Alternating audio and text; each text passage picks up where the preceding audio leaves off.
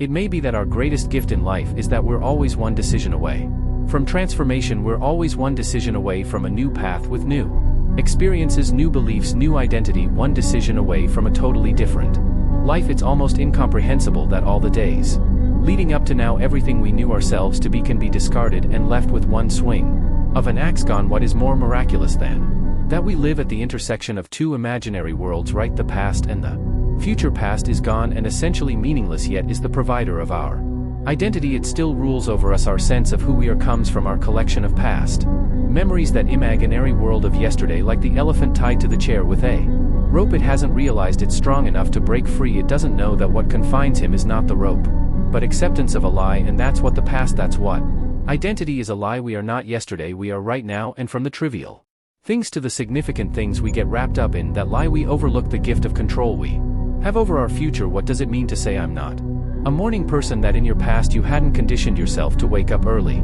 Okay, what does it mean to say, oh, I let people walk all over me? That in your past you didn't stand up for yourself. What does it mean to say I'm awkward or shy, or I struggle with writing or running or public speaking? So maybe you did, but what does it have to do with right now? What does that have to do with realizing the control you have over your life? Because simply realizing you can disconnect from these narratives that they are not you is a superpower. Realizing that calling yourself a bad student because you failed a test, it's like never taking off your raincoat because it rained yesterday. It's like no, the sun is out at ADT. Then once you realize right now is the beginning of the rest of your life, you can start making little changes. Identify not who you were but who you'd love to be and move towards it. Read The Power of Habit and Atomic Habit so you can understand change isn't crazy or big or scary. It's moving little things in your life around so that they work for you, not against you. Start waking up and thinking about not what has happened, but what can happen, not what can go wrong, but what can go right. You are always one decision away from a totally different life, because you're always one decision away from change, from walking away from the narratives that you have accepted. And so remember that, but remember it not just when things are fine. Remember it when you're struggling, when you feel restless or uneasy, unsure, uninspired, sad, angry, not content with the reflection in the mirror. When you feel that negativity, you're not looking at what can be, you're looking at what you have been, and there's no room at the table for that distraction. Not when you can reach out and start building something new, not when you can put on a new pair of shoes and walk down a different path. You are always one decision away from a totally different life, and that decision should be first and foremost to choose future over past, your next step over the last one. Choose your ideal world and start redefining goals. Building. George Eliot has said it's never too late to be with what you might have been. This is a message that I 100% stand behind. I will always believe that to be true. Why? Because you always have the now to start moving in that direction. And a skeptic or someone playing devil's advocate could say, yeah, well, you know, not me, right? The timeline for me has expired, or I missed the age requirement. Maybe life circumstances have made plan A impossible. It is quite literally too late. Okay, but here's what I believe we frequently misunderstand in this department. I think we misidentify what it is we really want. And sure, that sounds presumptuous for me to sit here and imply that maybe you missed the mark, right? How would I ever know what you want? Will hear me out, cause I think too often we confuse the vehicle for the destination. That thing we thought we wanted in actuality wasn't really what mattered to us. We wanted where it would bring us. We wanted how it would make us feel. We wanted what we'd become when we engaged in that thing. That thing was simply the ride to the destination, not the destination itself. And that's incredible news, because vehicles are interchangeable. It's always possible to find a new route or new ride to the show. And this is why self-reflection is so important, because it's easy to get so caught up in the vehicle that we forget where we're going. You know, for example, I get a ton of inquiries about keynote speaking, and that's fantastic. I think it's really cool that people want to do that and see me as someone to help guide them. But when I hear that question, I can't help it. My first thought is always, okay, but why keynote speaking? And it's not personal. Why should always be the first question we ask. Is that truly the destination? Do you feel in your soul you have a story to tell? Do you get a high from the audience interaction? Is it how you feel you can best serve the community? Like, what is it for you? Or maybe it was more of an arbitrary decision. You know where what you're looking for is, you know, generating impact, adding value to others. Maybe it's some type of financial incentive, right? All these things are valid, and they could all come from speaking. My point here is not to tell you what you should or shouldn't be pursuing as your goal. My point is that we need to understand why, because when we get to the core of what we really want, the best path to get there often looks way different than we thought it might. I use this example often, but perfectly relevant, right? There was a point in time where I used to think songwriting was it for me, right? My heart, my plan, until I realized pretty quickly that I could live without it, and that surprised me. I wasn't quite sure what to make of But what really made me sad to let go of was the storytelling piece, the expression, observing and philosophizing about life, and that when I took that emotive storytelling I could bend it and reshape it a million different ways. That I actually loved the freedom of being able to express myself or make a point without being totally bound by rhyme scheme and in rhythms. I found that point where I could help others in their difficult times, maybe see things from a new angle by helping them to look at the world differently. Right, the vehicle in a way was almost expendable, and that was a giant epiphany for me. Songwriting was not what I wanted, it was bringing me closer to what I truly wanted. That helps me reshape my plans, my approach, my strategy. And hey, maybe you're different, maybe you are right on the money, maybe you've thought this through and things couldn't be clear, but hey, people tend to speak from their experiences, and that. Awareness to me was no small accomplishment, getting there and understanding that if that 1,000-foot view does anything, it exposes how multidimensional the playing field is, and how our proclivity is always to box ourselves in smaller, often leading us to walk by and miss quite a bit. It's also true that understanding what the destination is, making a point to really comprehend that, doesn't mean you have to scrap what you're doing, could simply lead to that light bulb moment. So now you go, there are additional ways I could arrive at that destination. Maybe I've been so focused on a particular element of the journey, so tied to a particular vehicle, that I've been limiting myself. Right, it expands your options. In the book Decisive by Chip and Dan Heath, they talk about how one of the biggest problems we have in decision making is unintentionally narrowing the scope, that we have numerous additional avenues available to us, but we don't see them because we become so fixated on a few choices. I think of that point often, challenging myself as to why I'm doing what I'm doing, especially when activities are time intensive. There needs to be a happy medium. Obviously, if you challenge every single thing you do, you'll be walking around in circles all day, but the ability, the power to drill down the question, what is it I'm really looking to obtain here, is such a tremendous advantage if you can get a true handle on that, and you're willing to expand your mind, open your eyes, think about the big picture, reduce the attachment to that dreaded phrase, the way I've always done it. You get to live in a world of endless options. You see that your path is simply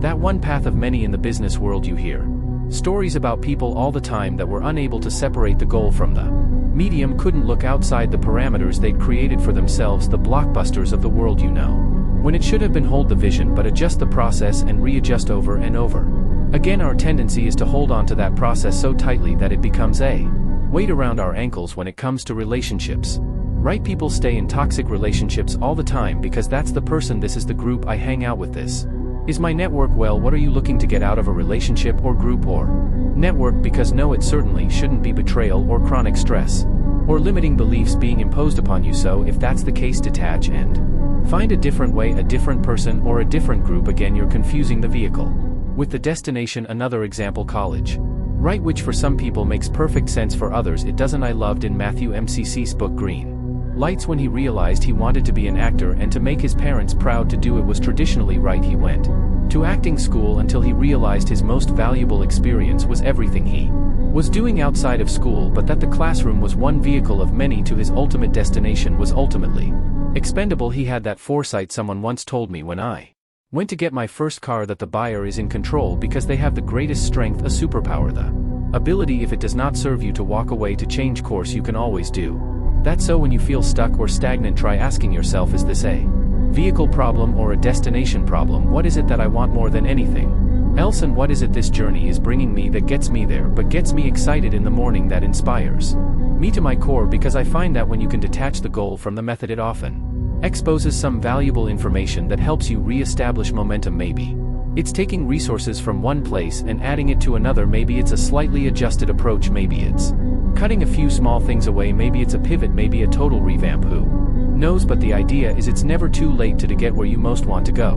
Because when you identify the destination, when you realize what the finish line is, there are always numerous roads that lead you there. We just have to make sure we don't get so caught up in a particular path or exhaust so much energy trying to jam that square peg into the round hole that we miss the infinite number of wide open doors waiting for us to notice their existence and walk.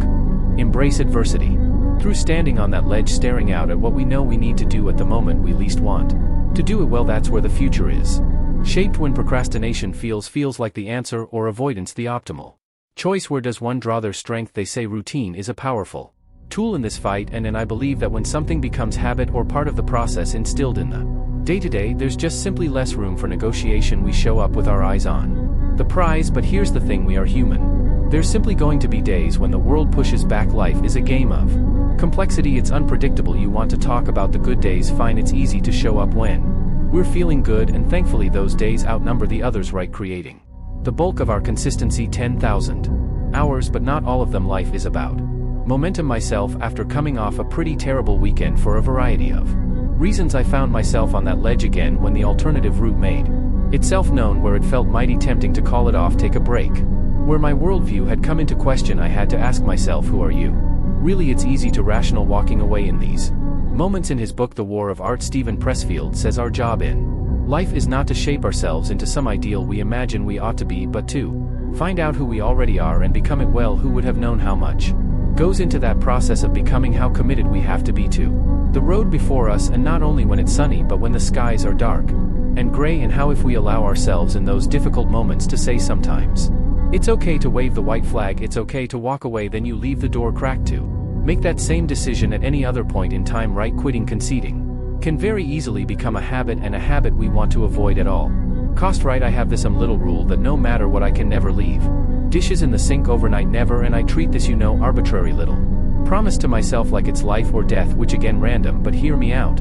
It's half practical, half symbolic. I know that if I say okay just this once, I've effectively removed the barrier separating order from chaos. If it's okay just this once, then it's okay 1,000 times, and a messy sink becomes a messy kitchen, becomes a messy house, becomes a cluttered mind. Extreme, maybe, but critical. Right here is where the symbolism comes in. I understand how fragile that divide, how when I'm tired or have a headache or I'm busy, it's still priority, because I want to hammer my subconscious with the understanding that I show up when it's inconvenient. That very moment when I could easily trick myself into thinking it's small or dumb or arbitrary, it's a sink, who cares? Right, that's the moment that I need to bleed into the rest of my life, and I think that's exactly it, right? The floodwaters are always looking to come in, and how many cracks until the room gives way? When you've had a few rough days, when you've lost something important to you, when you're sad or disappointed about an outcome, what then? When life calls you to exceed expectations, what then? 'Cause the world around you will always give you evidence to support dialing it back, right? Selling yourself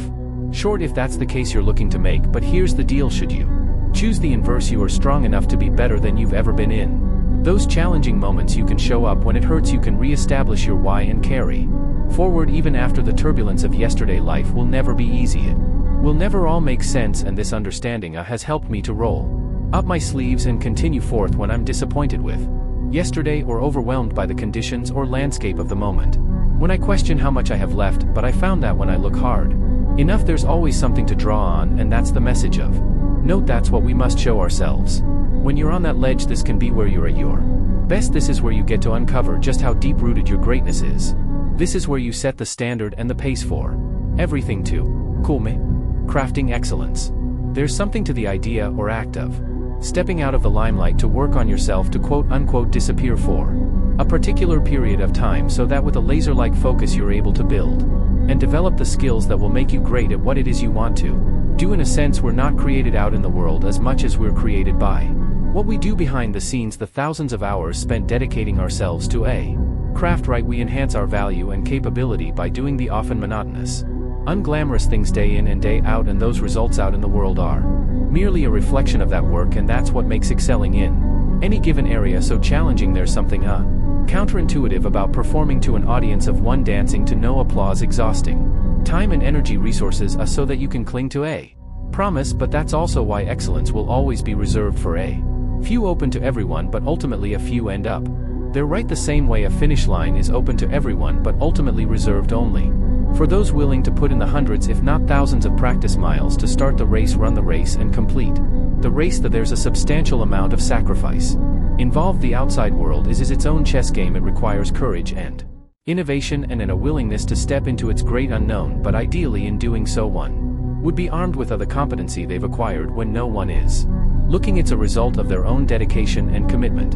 And I actually started thinking about this during a Q&A I did recently, where someone asked if I had any thoughts on how they could start a speaking career, right? I'm like, sure, happy to give my thoughts. First and foremost, to understand it's a long play, so be willing to endure that bumpy road, that journey. There's no magic formula that makes you an MLK escorter overnight, right? You work forever to capture a fragment of that excellent, and someone kind of chimed in, give me a hard time, we know Eddie, you hate marketing. And I'm like, marketing, it took Me a second to connect the dots, how is this related, and the light bulb went off and I kind of laugh because I do bash marketing quite a bit, and I think what they were getting to is I'm always talking about the long game, right? I'm always talking about working on yourself.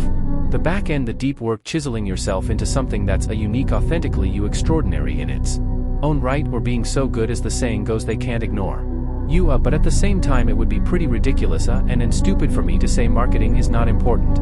Marketing is pivotal, ingrained in some capacity in everything we touch. You have to be able to effectively communicate why something is valuable. Obviously, but I think there is a misconception and genuine misunderstanding in today's day and age with regard to adding value, with regard to rising to the top of a niche or making an impact. We see flashy posts and ads and videos and think, that's the target, but that's just the mechanism for communication. That's the bullhorn, that's not the value add. In Cal Newport's Deep Work, he mentions how difficult it's becoming for us to break away from the social media and the push notifications and the emails, and in solitude do the kind of work that really moves the needle, that propels our greatness and makes us better at what it is we're looking to be great at. We officially exist in a world of distraction where perhaps the greatest challenge now is, how do we disconnect? How do we turn off? How do we slip into a state of deep work so that we can grow as people? And then sure, you market that competency once it's acquired, but the goal is not to be a society screaming into a void trying to sell boxes of air we simply can't afford to leave. Substance behind value is ultimately what makes the world go round, and it's created again outside of the limelight. And look, there's going to be some bias to my approach based on the path that I chose to take. This has worked for me, so I stand by it. I advocate for it, and surely there are some very talented people that disagree with me, and that's great, but I've always had the arrow pointed at what I want to do, what I want all this to mean at 45 years old, 55 years old, and right now looking back, it's all the hours I spent writing in solitude or giving speeches to a wall in a studio apartment, recording and re-recording, adjusting my approach. It's reps, that to me is what matters now. That's what I'm most thankful for, and some time has passed, and as I transition into a new phase now, sure, I can get help and start blasting posts all over social media. That's easy, but the important thing is that I have a foundation to stand on. The posts are not the product, the craft is the product, and I want everyone to, at least whether they agree with me or not, understand that distinction. The million-dollar question, the differentiator, is what is your value? And if you can ask yourself that, right, what is the one thing I want to be the best in the world at, where is my North Star, and then spend every day, at least sometime every day, chipping away at that, you'll be unstoppable. But truly chipping away, not feeling the need to share every detail with an audience or capture every second of what you're building behind the scenes. Now turn the cameras off, breathe, focus, be private for at least a portion of your day. I think you'll find in that space this beautiful opportunity to reflect and build and step into an evolved version of yourself.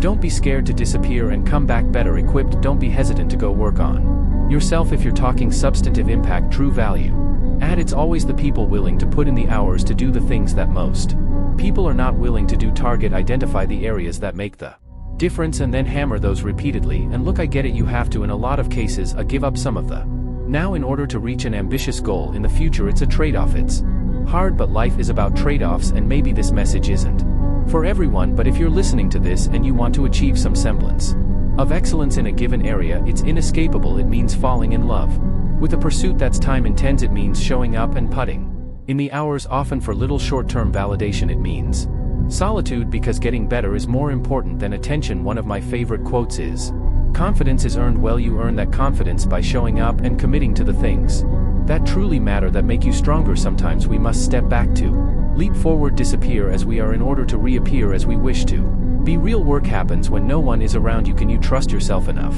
to bet on that process, believe in that road, in that journey? If yes, you'll position yourself for opportunities and experiences that exceed your wildest embrace now imagination. It's easy to look back and think about all the things you could have done differently, especially since as we get older we get wiser. Right time provides this beautiful gift of clarity, and ultimately we realize things like maybe a lot of our hesitation was unwarranted, maybe a lot of our decisions or indecision was fear-based, and knowing that it's easy to look over your shoulder and feel like you could have lived a different life or taken a different path, at the very least wish you'd done things differently. But the reality is, everything you've done has in fact taken you here to this moment, and when you dwell on the past, the should-haves and the could-haves, you completely diminish the power of right now, the current moment. You completely underestimate the knowledge and the wisdom you've been collecting for years, whose single job is to assist you in your next move. It's a compounding of experience, the good, the bad, and the ugly.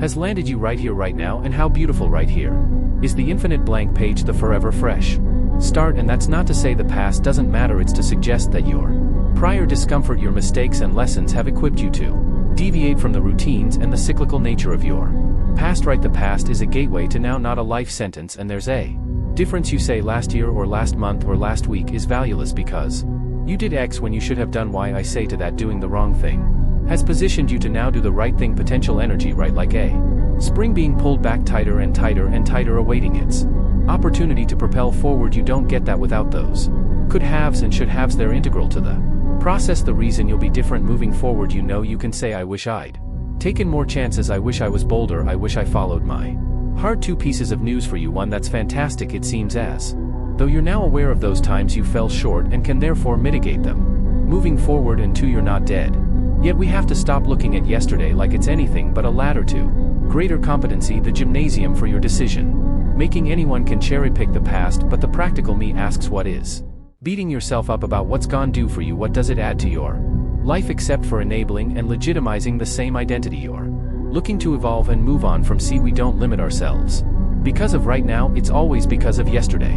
Look what happened, look what I lost, look how things turned out. And it's like, take the data and trudge forward. You now have the tools to move right into that darkness of night, and in 5 years you'll look back and sure you'll wish you did things differently, and same 5 years after that. But that's why life is a journey and not a standardized test. We are picking up the pieces as we go, painting the masterpiece one brush stroke at a time. And even though you might wish yesterday's brush stroke was a different color, little darker, different shade, it's just as valid as all the others in contributing to the mural in its totality. So sure, be your greatest critic, but be your greatest ally as well. And that calls for being bold enough to let go of what's gone, extract the value from yesterday and use it to build now something, anything. That's up to you. But hear the message, it's up to you now. Not who you were yesterday or what you did, not how people saw you or how you used to live your life. You have an opportunity now to go wherever your heart desires, stronger and wiser at this point in time than you've ever been in your life. So rather than dwell on what's gone, how about asking how you can take those pieces of yourself and build again? 1% daily transformation. What does it mean to be a little better every single day? James Clears noted that of each day you improve by only 1%, you'll be a full 37 times better in a year. That's an almost unfathomable number, unbelievable transformation. Imagine being 37 times better at what it is you're looking to improve on, 37 times more efficient or skilled, all because of a 1% per day commitment. Almost sounds too good to be true. Here's the catch though, 1% doesn't seem like much, which is good. One might think you know that should make it easier. Well, sort of the easier and more seemingly trivial something is to accomplish, the easier it is to dismiss it as well. We've all been there, that, and maybe not today, maybe tomorrow, no big deal, we don't lose anything. And that's what we must learn to wrestle with, right? Jim Rand puts it this way, he says being successful is easy, the issue is that being unsuccessful is easy. 2. Saying yes to the little things you know you need to do is easy, but so is saying no, putting your phone away to work on something of substance. Yeah, that's pretty easy, but watching just one more TikTok or Instagram or YouTube video, that's easy too. Putting your shoes on, going for a walk or run, heading to the gym, hey, procedurally pretty easy, not that complex. But talking yourself into just going tomorrow instead, also a rationalization, that's pretty easy. And that's essentially the question, which easy are you going to go with? How do you put yourself in position to select the right easy? Well, like so many things, it starts with the worldview and flows out to the tangible actions we take in support of that worldview. For first things first, we have to know that the biggest advantage available is seeing the small things as so much more than small things. It's refusing to fall victim to the disappointment and burnout associated with hoping for one huge jump, a miracle solution, the answer that will change everything. That's deceiving. Winning looks small and consistent. Progress is boring, it's mundane. It looks like deciding on what matters and then making a pact with yourself every day to keep your own promises when most would fall off or push things to tomorrow. It's seeing your commitment as everything, knowing that the people who manufacture significance in their lives, they treat what others would call silly and trivial as life and death. They make the details into the whole storyline. So yeah, it might be easy for someone else to walk away, but when you have given yourself no other option but to succeed, the little steps to make it happen require zero thought or internal deliberation. The person who gets into shape over the course of 6 months, they're not going to be the one who found a secret diet, bought a piece of equipment on Amazon. They didn't do the necessary thing here and there when they had their fleeting moments of inspiration. No, they made better, consistent decisions. No to the soda, yes To the water, no. To the alarm, yes. To the run, no. To the Netflix, and yes to the gym. Both options were easy in the moments in which they arose, but each time only one option mattered, and that's what it's about, tying the prolonged gratification to something that means the world to you, where each step is not just a step but one step closer to the moon. So no, it's certainly not that a can of Coke or dessert or the day off will kill you, but flip the narrative. It's that when you do stay true to your mission and the promised prizes you make to yourself, you get something so much more back. It's not, oh, what will I lose by skipping this 1%? No, in a world where excellence compounds, it's look what I am becoming. And this decision is an investment too good to pass up, and every decision to move forward, to embrace the things that align with your true north, is to that future. Choose your path. Self. I made it part of my morning routine to go outside, have a cup of coffee, and listen to this app that gives you basically 15-minute summaries of books, right kind of randomizes it for me, and this morning the one that came on was called How to Talk to Anyone, and there was a part that really stuck out to me. It talked about being methodical about who you interact with, particularly in a social setting, the idea being that you don't need to be some type of polished politician to be able to navigate a party or work a room, and it goes into planning the idea like eating before the gathering or parties, so while you're there you can focus on connecting with the people you want to connect with, getting the most out of your time there. That type of thing makes sense, but the line or the way it was summed up that really got me was in that situation, be the chooser, not the choice. Pretty powerful framing there. Right, think about how often when we don't ask ourselves what an ideal ending is, what we want, and we simply show up and go with the flow, we're actually forfeiting our ability to shape the outcome of the evening. It's instead going to be shaped by the people who do have a preference and act accordingly. In other words, we're willingly signing up to be a part of their plan. We're signing on to be the choice and not, as the passage says, the chooser. Like so many things, you can take a single idea or concept from one area and point it at something else, right? It applies across the board. How many places in our lives are we just going along without any visualized outcome or goal? In what areas are we showing up to the metaphorical gathering with no ideal outcome in mind, hoping the right people come to us, the right things appear to us, and of course life is messy. No going to be perfect, but there's plenty of truth to that old saying, you can't hit a target that you haven't created, that isn't there, and if you don't take the wheel in these little segments of your life, you can't then be disappointed when things don't happen. When the car doesn't go where you wanted it to go, no, the one holding the wheel will determine that. Now let's be real, identifying what you want and pursuing it is definitely more challenging, right? It takes more effort and sacrifice. It's emotionally taxing because now there's something at stake, but you also position yourself to now get something worthwhile out of the situation, a situation that you otherwise would have had very little control over, right? I've referenced to a few times my 8th grade teacher telling us never to hold our hands up to the sky, and he would clasp his hands together to make this little bowl and hold them out, but he'd say never just hold them out and hope something falls into them. As the saying goes, hope is not a strategy, and I think there are different levels to this for sure. It's one thing to never think about what you want in life at all. It's another thing to walk into a party and snack on the pretzels instead of connecting with someone, right? They're very different, but when we understand that underneath both of them, underneath all of it, the same principle applies. We can at least recognize where they're happening in our lives, some small, some bigger, and perhaps more important layers do a cake. But why wouldn't it always be beneficial to ask yourself, 1, what matters, and 2, what can I do to bring me closer to what matters? At least then you're cognizant. I think often the greatest opportunities lost are lost simply because we're not aware of them, right? So if we make ourselves aware and we miss the opportunity, let's make sure we missed it because we looked it in the eye and chose no. We met that additional layer of resistance and still said no thank you, right? There's intentionality to it. I remember reading Darren Hardy's book, The Compound Effect, and he's someone that is apparently incredibly meticulous about everything he does, to the point where he would write out a description for his future significant other, like if it were a dream world, the exact person he was hoping to spend the rest of his life with, from her eye color, hair, what she enjoyed doing, all that stuff. And it goes to show you the difference a few years can make. The first time I read that I thought, well, that's way too extreme, and I skipped right over it, and now I look at that and I'm like, yeah, he's just creating an ideal so that in the real tangible world he can put himself in the best position to attract that person. He's creating a goal, otherwise what's the alternative? You just kind of walk around and hope someone appears around a corner someday who aligns with you and what you want and your interest, and it's rolling dice. There are just too many variables in life to constantly be wishing or crossing your fingers, leaving things up to chance or fate. There has to be some general sense of direction, and I've had this kind of miniature epiphany in many aspects of my life. For example, business. I've been asked, what do you want it to look like the next 5 years? It used to be, well, 5 years is a Long time away, do I really need to know? And it's like, if you don't know, then what are you doing today? You just repeating what you've always done? Are you acting randomly and hoping it takes you somewhere that will make you happy down the road? No, you have a vision, and as Bezos has said, you hold the vision, you continually adjust the process. Again, life is messy, things will change 5 million times, and that's okay, but there's a better chance good things will happen to you if you identify what they are and seek them out. Even smaller example, Boston, my home. I live there, I love the people there, but 5 years ago I was at a point where my work was remote, my team was remote, so rather than simply endure November to June every year, I asked myself, what's my ideal lifestyle?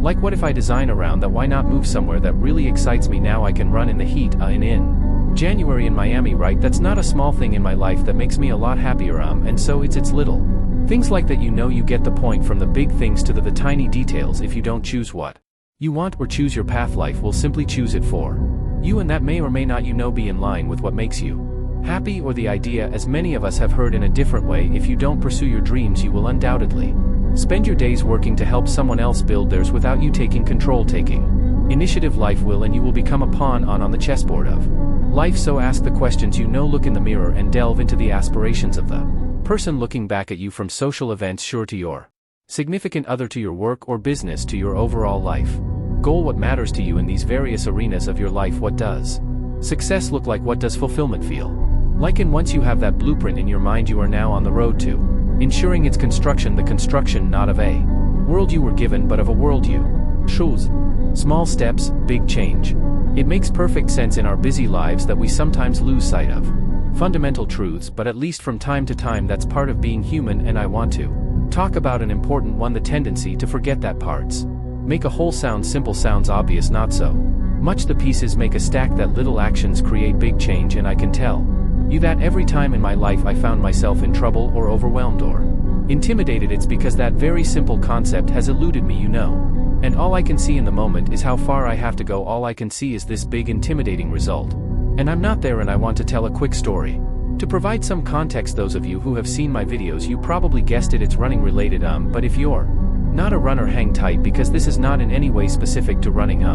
It's just a good way to articulate the message, and you'll see that. So the realization occurred a few days ago doing a distance run down A1A, which is just a long straight stretch down the coast of Florida. It's perfect to kind of zone out and just run, and that's exactly what I must have been doing, zoning out, cause as I'm pretty far along, I realized that they were kind of closing off the street. There were people lining the sidewalks. There was some kind of organized event. Realized that I couldn't go back the same way that I came up, so had to run up to the beach. And it was one of those things where we've all been there, right? The idea was great, our body didn't necessarily like it, it just was one of those days. It did not feel good, and I was really trudging my way forward, and I noticed that every time I thought about the distance I needed to travel, I felt worse. That feeling when you're uncomfortable, it's the thought of having to endure that for a long period of time.